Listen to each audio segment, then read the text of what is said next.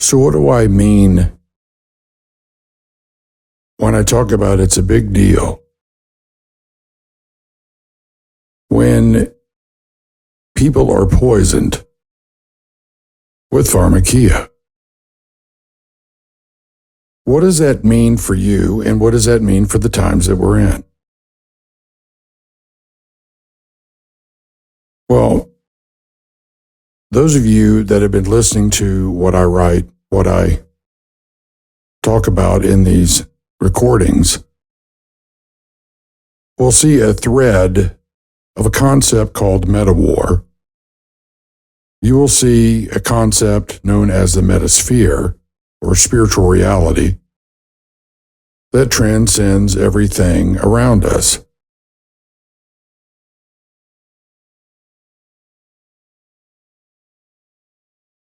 The reality that you live in is much deeper than what your five senses and brain can perceive.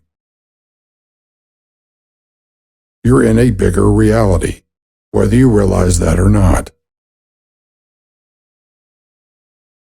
And there are certain things throughout all of history that have sought to keep humanity poisoned, enslaved, controllable, and in lies.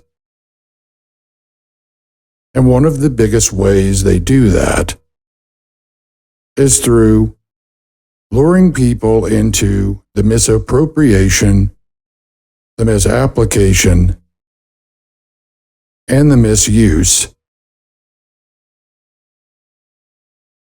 of knowledge, of information.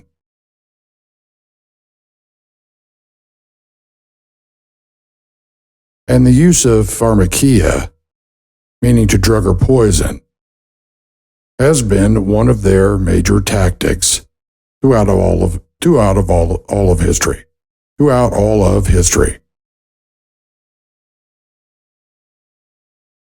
It has been one of the major tools by which the kingdoms, the empires, right, have ruled or been ruled through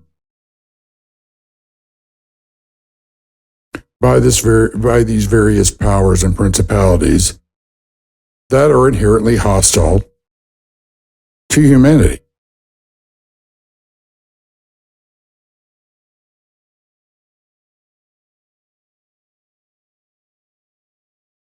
So when you see these cycles, these patterns throughout all of history, there are threads that when you pull them and you start investigating, you start looking deeper, you will find that the story that you've been told in so many ways unravels.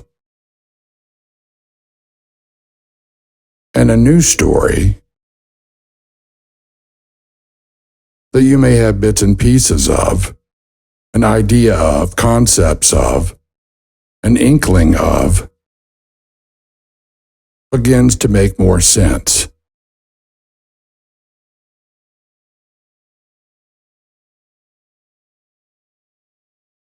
You see, there's a lot more depth in worldviews than people realize.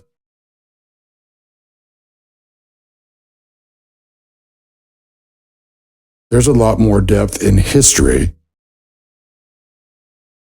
than people are willing to investigate.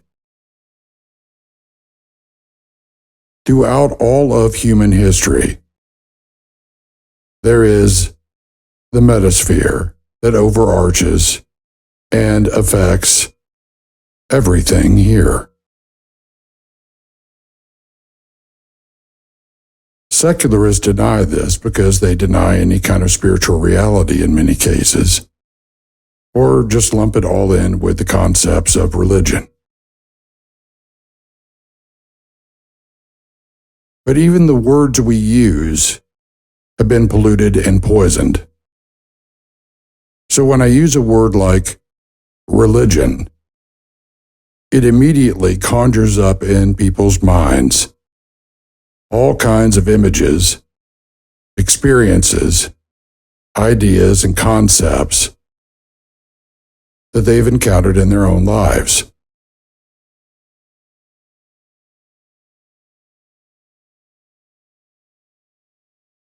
Your enemies count on that, which is why it is they want to pollute your thinking, get you to redefine things or deny words, get rid of words, or change the meanings of those words and get you to use them wrongly. Your enemies are like malicious code in your mind and body, functioning to distort your perceptions of reality, of others, of yourself, of what you're living in, and all of human history.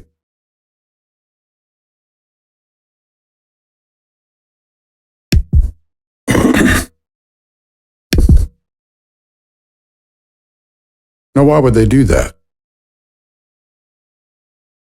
In Christendom, we talk about the father of lies being the serpent, the Nakash, the glistening one, the most cunning and clever of all the beasts of the field. How do you think the beasts, the dragon, the serpent, has been able to rule over humanity for so long?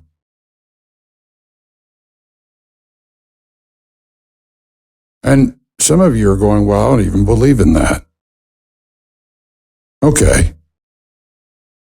Then why don't you ask yourself why humanity and the history of humanity has been filled with wreckage for so long? Now, that's where everybody's projections get very intense indeed. That's where people don't want to talk about certain things. They want to self-edit themselves, censor themselves for fear of what others might think, or they're just hostile outright to other people's perspectives. That's all due to malicious code injected into the OS of humanity and individuals that make up humanity.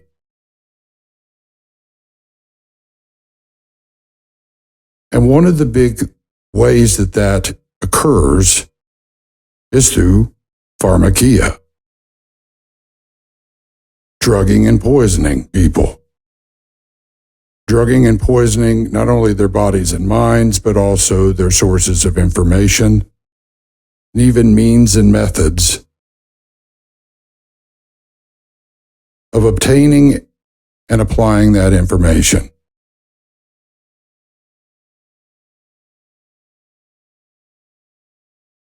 Yet humanity continues on this great wheel, going around and around like a millstone.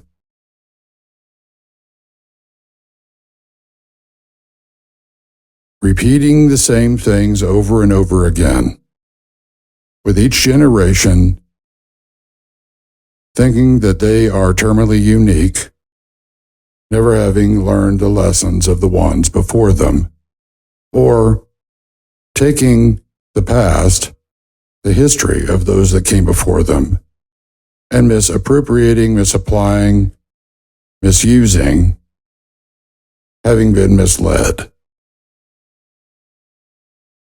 Again, another example of what I mean by malicious code injected into the OS of humanity.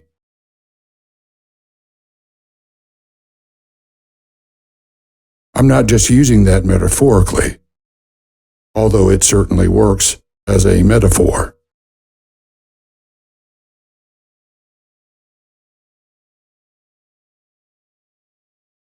I mean, after all, we have used the word corruption interchangeably in terms of morals and ethics, but also in terms of data, do we not? In terms of your networks and your databases being corrupted.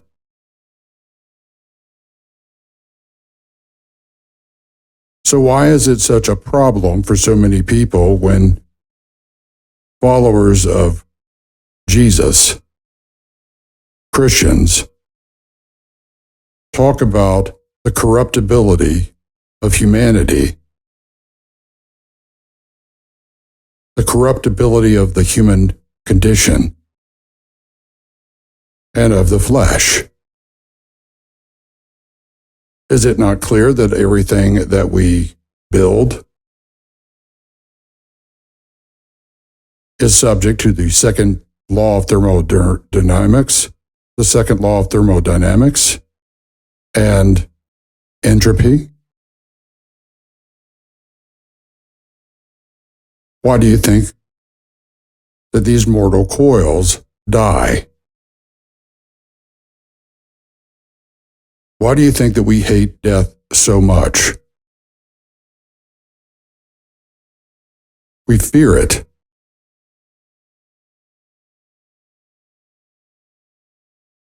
Because so many believe that that is the finality. There is nothing more than what they see. Yet they yearn for something that is greater than the temporal, the finite. Even atheists, even people that have no belief in the spiritual realm or any kind of idea of eternity, yearn for eternal life. Why do you think that is?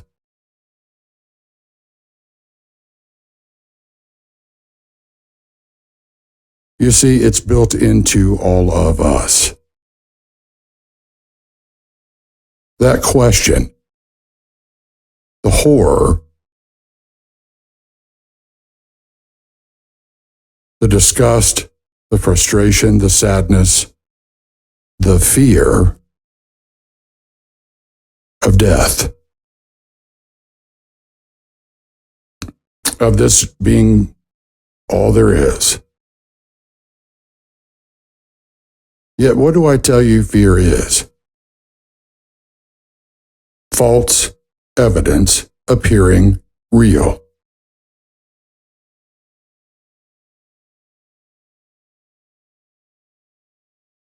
So if I tell you that your enemy in the spiritual, in the metasphere, has a vested interest in you believing that there is nothing after this,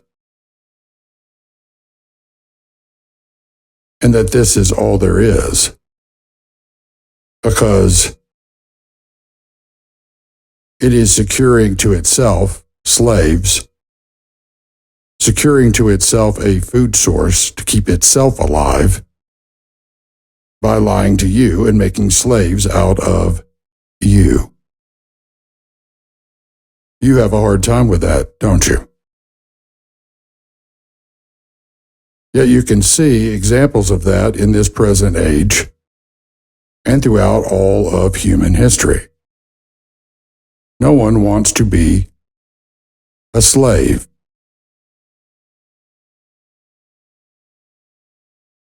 Much less a slave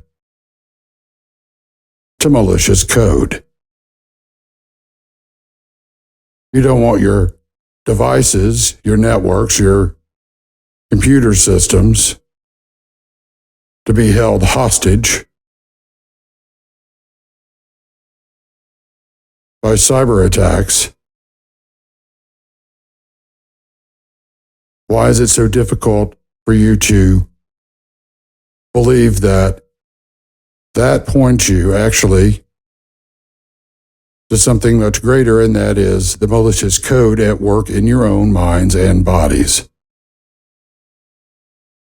holding you hostage with corruption and lies?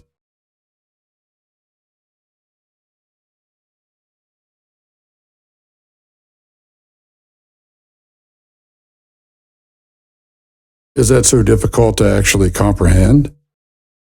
And if it is, or it's frustrating to you, ask yourself this: why do you think that is? Because what I'm going to tell you now is that what's getting you agitated or making you want to push back on what I'm saying is the malicious code. It is what's destroying you, what's lying to you, what's enslaving you, and what is devouring you.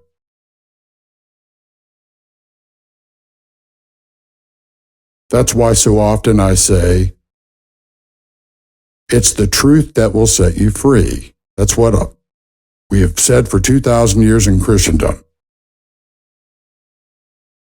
And you often hear me say, or you see me write, it's the truth in love that brings about justice, authentic justice, and mercy from humble and contrite hearts.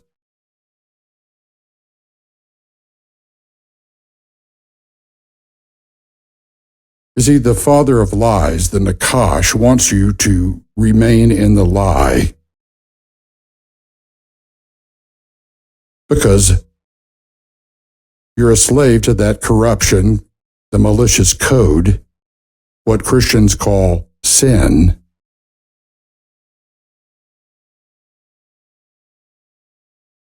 And it devours you. It's leading you to your destruction, like an addiction. But here's the irony.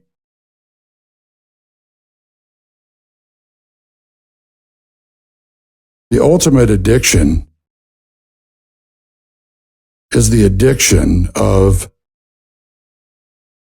your enemy to you. That's the great lie. That's the big lie. That's the big deal. Because your enemy needs you to survive, not the other way around.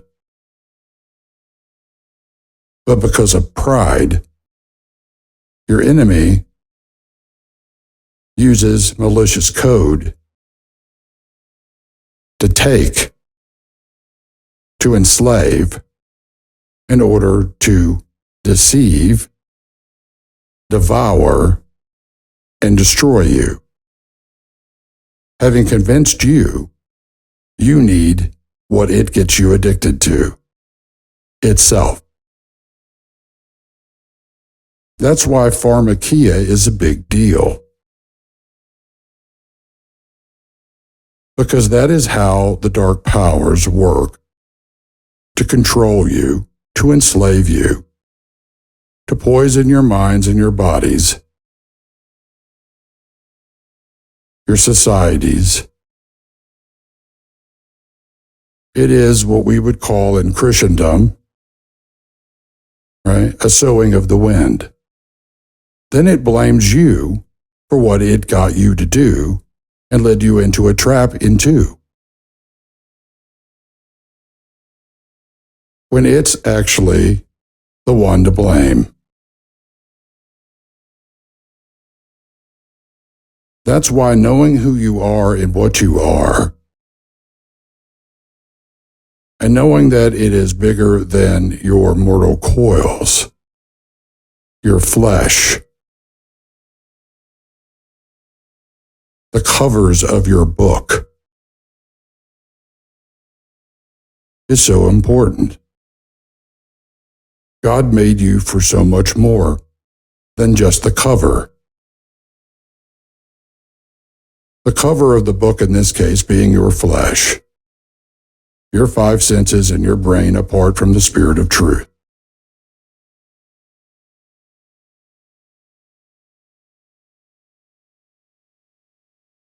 There's a reason we say that nothing good dwells in the flesh, in those mortal coils.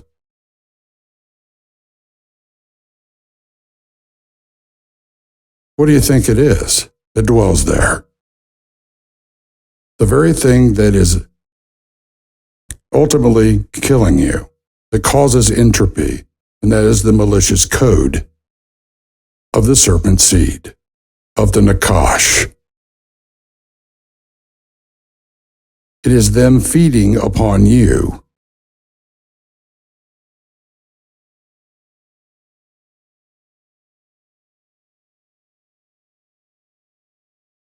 Now think about that.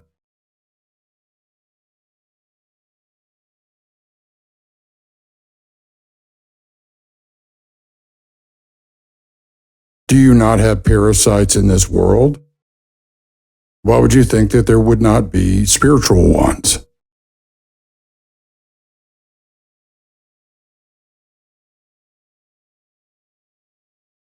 Do you not have enslavers, slave traders in this world? Drug dealers that want to get you hooked, right? Why would you think that you wouldn't have the equivalent of that happening in the spiritual? What do you think is running those folks and using them as proxies? You see, they're just proxies and slaves to the very thing that they're being used to try to destroy you with, enslave you with. They're no different than you in many cases.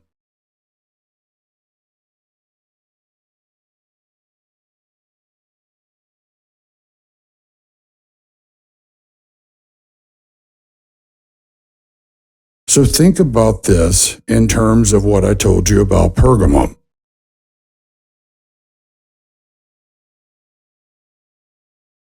What did they make? Parchments, scrolls.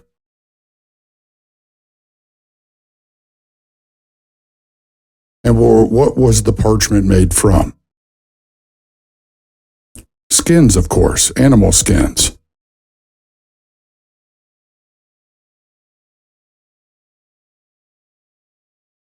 So consider that in terms of you being used by the hostile spiritual powers, and why it is they want your flesh, your skins, and control over you so much.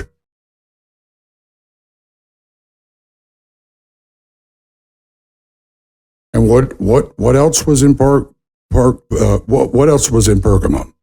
Right? Great library, right? Toxicology, pharmacology, medical sciences, right? Toxicology being the study of poisons, right? Epidemiology, the study of illnesses, right? What we would call that today, right? That's what we would call it today.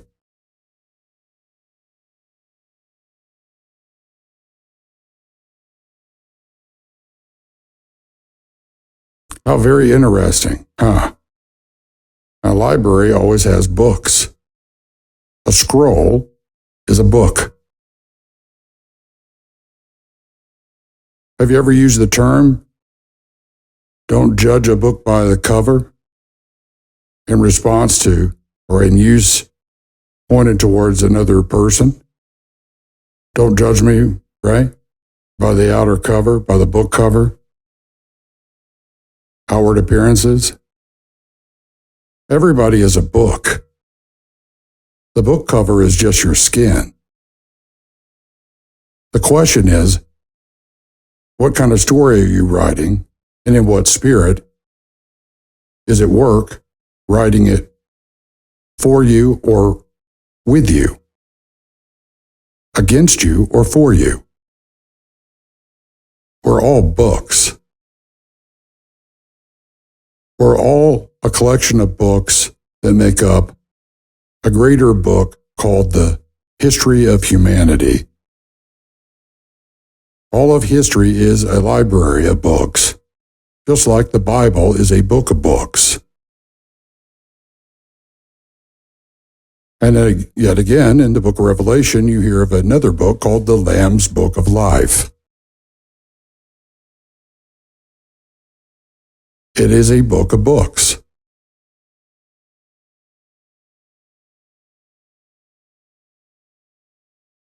The Lamb's Book of Life is found the names, the people, the stories, right? The books of those who love the truth, who sought the truth, who are seekers of life and truth and love and justice and mercy from humble and contrite hearts.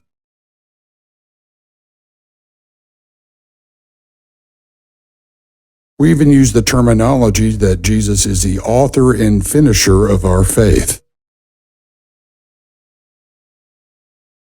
Here again, you have language that ties all the way back to the very beginning and deals with authorship.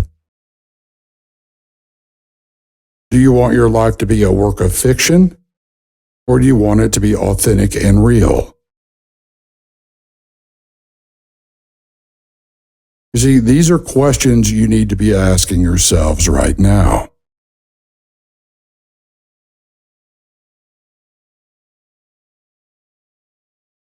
In the end, there are but two kinds of books. Those that have something written on the pages there within, authored by life itself, or those who are works of fiction, whose pages are empty of life and are not fit reading.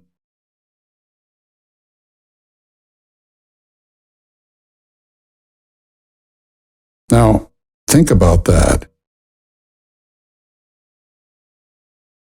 Do you want to read a book that's filled with nothing but confusion and lies? Yet the author is telling you it's true? The author's mocking you. That's the father of lies, the author of confusion. God is not the author of confusion, nor of fear. He is the Father of lights.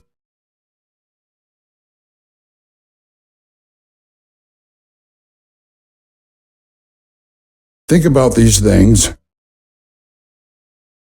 I'll continue these talks, and we'll dive a little more into Pergamum and the history of Pharmakea and its impacts on the empires and kingdoms of this world, and how it is impacting all of us today, and why it is such a big deal that you understand this as we enter into the final reckoning of it. And I want you to always remember, as it is for people, so too it is for nations.